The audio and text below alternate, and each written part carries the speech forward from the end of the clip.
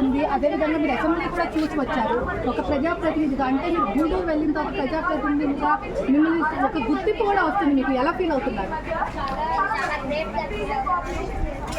పెద్ద పెద్ద ఆఫీసర్లకే మార్గం కానీ విద్యార్థులకు మార్గం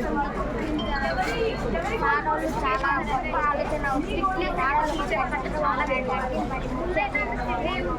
మాకు మంచి అవకాశం.